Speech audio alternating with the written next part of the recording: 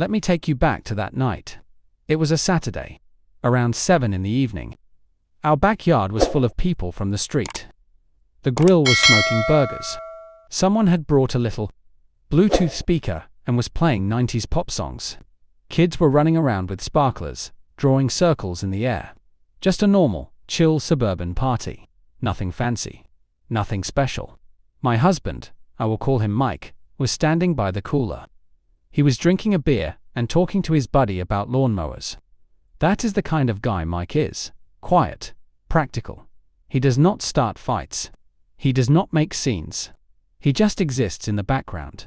Like a piece of furniture you forget is there until you trip over it. And I was bored. Not bored of him exactly. Just bored of the night. You know that feeling when everyone around you is having the same conversation they had last week, and you feel like screaming just to feel something? That was me. So when the neighbor walked over to refill his cup, I decided to have a little fun. Let us call him Dave. Dave lives 2 houses down. He is single. He works out. He always waves a little too long when he sees me getting the mail. Harmless, right? Just a guy who likes attention. I made a joke about his sunglasses. He laughed. I touched his arm once. Just once.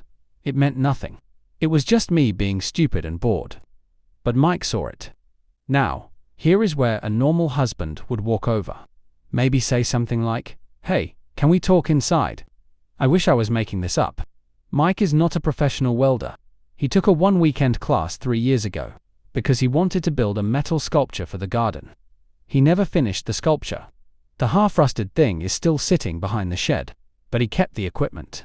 And on that night, he decided to become the world's weirdest marriage counselor. He walked straight up to me and Dave. Dave stepped back so fast, he almost fell over.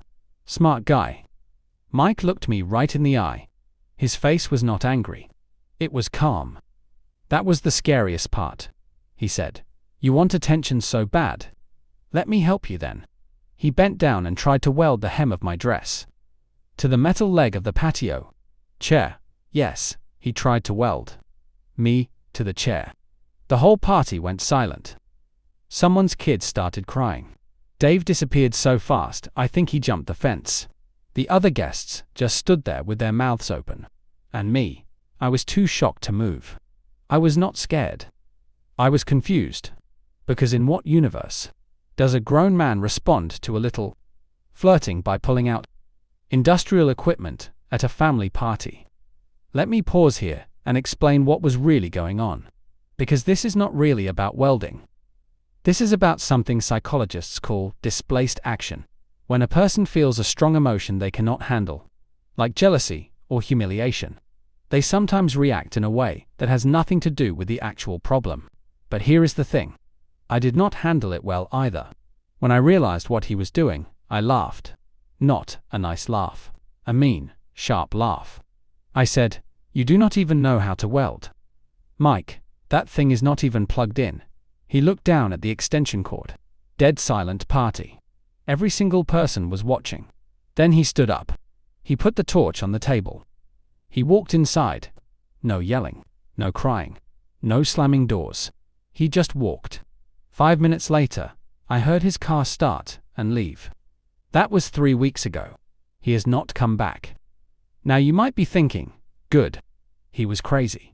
You were better off without him. And for the first 2 days, I thought the same thing. I told all my friends the story. We laughed. I called him pathetic. I felt free. But on day 3, something changed. I started remembering little things.